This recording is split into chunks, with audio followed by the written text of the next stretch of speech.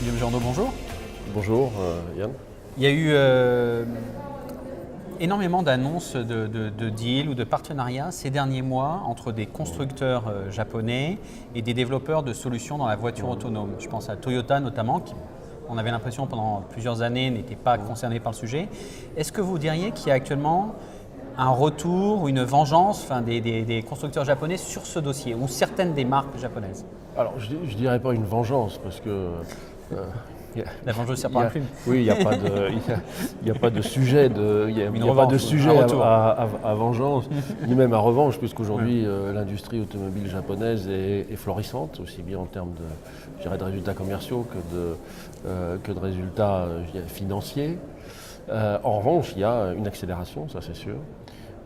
Une accélération qui se traduit, et nous, Dassault Systèmes, qui travaillons avec les constructeurs japonais, on le voit au jour le jour, une accélération de effectivement cette prise de conscience que le monde de la mobilité est sur le point de changer et que ce changement risque d'arriver vite et que les acteurs qui vont se positionner les premiers sur ce monde sont effectivement des acteurs qui auront un avantage décisif parce que, notamment autour de l'autonomie, on n'est plus dans un monde de progression linéaire. C'est-à-dire que plus il y a de voitures qui roulent, alors soit en réel, soit en virtuel d'ailleurs, plus l'apprentissage se fait de manière automatique. C'est-à-dire que chaque voiture connectée à 1000 à 10 000 autres voitures va transmettre un certain nombre d'informations. Et donc vous imaginez 10 000 voitures fois 10 000 voitures, ça fait 100 millions de connexions possibles dans les deux sens qui permettent, d'accélérer la connaissance. Donc on est vraiment dans cette prise de conscience que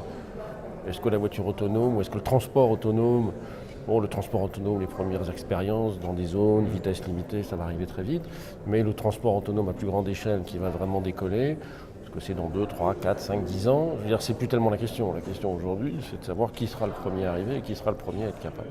Donc effectivement, alors on voit, on a vu Honda récemment se rapprocher de General Motors Cruise, avec SoftBank d'ailleurs, pas forcément ensemble, mais en tout cas au même moment. On voit Toyota qui avec, entre Toyota Connected, Toyota Research Institute, des investissements qui se chiffrent en milliards de dollars, partenariat avec Uber, partenariat avec SoftBank, je dirais des partenariats un peu partout dans le monde. Donc on voit une vraie prise de conscience, qui est autant une prise de conscience pas forcément technologique, parce que je pense que les acteurs japonais, aussi bien les constructeurs d'ailleurs que les fournisseurs, les sociétés comme Panasonic, Hitachi, etc. avaient les capacités techniques. Je veux dire, Nissan était un des premiers. Mais une prise de conscience, je dirais plutôt culturelle, plutôt de l'urgence de la situation, et qu'on commence à ressentir aussi au niveau des pouvoirs publics. Est-ce que cette prise de conscience, cette urgence du changement, c'est une chance, une opportunité pour les groupes étrangers, pendant longtemps, ces industriels ont aimé travailler au sein de leur galaxie avec les mêmes partenaires. Est-ce que pour vous, Dassault Systèmes, c'est l'occasion de présenter des solutions qui auraient été compliquées de présenter dans le passé? Est-ce qu'ils s'ouvrent, il y a une curiosité plus grande qu'il n'y avait avant? Alors, Dassault Systèmes, nous, on a toujours été présents au Japon, puisqu'on a démarré au Japon. Honda a été un de nos deux premiers clients au début des années 80. Soichiro Honda avait rencontré Marcel Dassault à la fin des années 70. Et donc on a une présence traditionnelle très forte, avec des clients comme Honda, Toyota, Mitsubishi, mais beaucoup d'autres aussi. Donc nous on a toujours été présents, mais c'est vrai qu'on était très présents sur la partie, je dirais, traditionnelle d'ingénierie, de fabrication.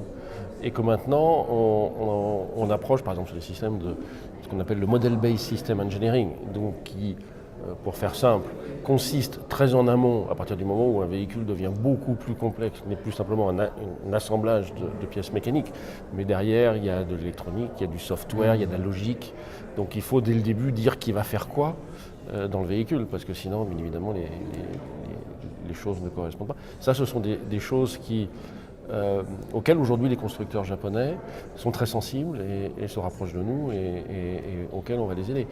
De la même manière, sur tout ce qui est... Parce qu'on va avoir aussi une transformation sur toute la création de valeur, c'est-à-dire les nouveaux services, les nouveaux produits. Donc toute cette partie de créativité, comment visualiser, comment collaborer dans cette partie amont. Là aussi, ce sont des choses sur lesquelles on a beaucoup plus d'écoute maintenant auprès des constructeurs japonais. Pas que les japonais, mais en particulier des constructeurs japonais. On parlait un peu plus tôt des pouvoirs publics qui prennent conscience. Quand on fait des expériences ici d'essais de voitures autonomes, on a toujours un conducteur derrière le volant parce qu'il y a des régulations, des standards de sécurité extrêmement prégnants, pressants.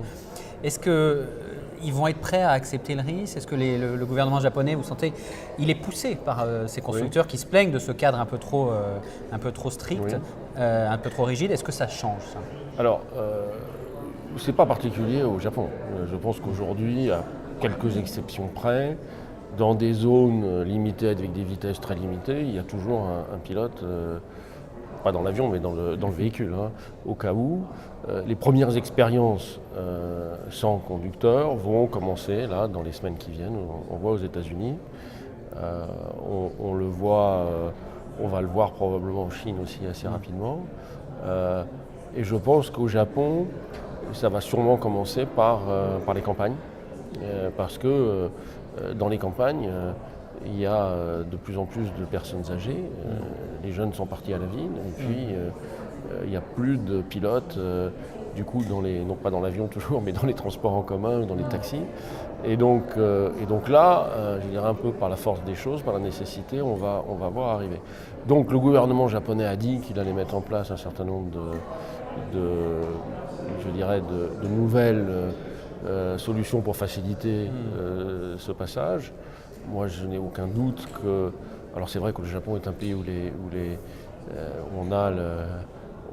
gens ont, disons, le sens de la sécurité, n'aiment pas le risque. Pour traverser, on dit même traverser le pont en pierre, il faut taper dessus pour vérifier qu'il est bien solide.